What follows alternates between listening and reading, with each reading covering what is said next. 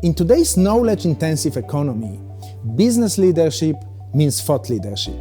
That is why we have assembled an unparalleled faculty team, comprising of some of the most accomplished management scholars in Europe. CEU faculty members represent more than 40 nationalities and have graduated from some of the world's top academic institutions. The questions I deal with in my research are something that might sound familiar to you. Has your bank ever proposed a contract to you or a financial instrument that's almost impossible to understand? Do you feel that you have to make decisions in a world that's way too complicated to really understand? But I'll try to make sure that even though we live in a very complex world, that you really understand the financial decisions you make. You understand the risks and consequences of the corporate financial decisions or your own investment decisions. Feelings and thoughts are inseparable in the decision-making process. As social beings, us consumers frequently integrate our emotion in relation to other people through our consumption choices.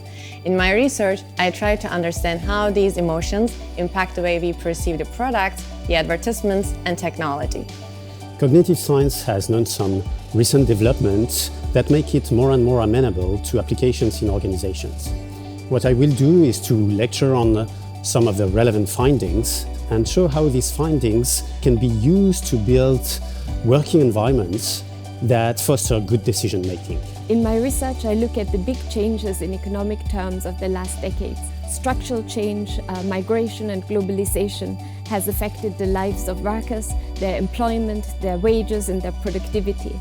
The other side of this is to look at the firms' effects, whether firms produce differently, what technology choices they make. Another aspect is that I look at the capability of individuals and firms to innovate and to engage in R&D activities, and how financial constraints might impact these choices.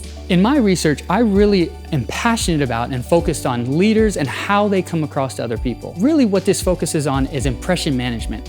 How as a leader can I manage how other people see myself and all of those around me? And as a leader, I'm in charge of managing the impressions of a lot of people and a lot of different things. Part of that is personality, and I look at what is it that people want in their leaders and how can leaders act in those ways so that their employees and their stakeholders are happy with them.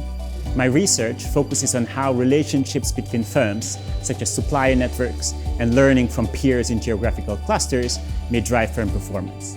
I teach data analysis, and my new textbook, Data Analysis Patterns, Prediction and Causality, will be the cornerstone of the EMBA data course. One of the joys of teaching is bringing my research into the classroom. Here I bring in a lot of the research I've done out in the field in different countries in the European Union, where I've been looking at the gas sector, looking at renewable energy, looking at transportation solutions, and we really get a great in-depth discussion going about the theories of innovation and really what is happening out there with the companies, with the financing for the companies. By bringing this all into the classroom along with executives from the companies as well, we are able to really engage and go in depth into how the network industries are organized.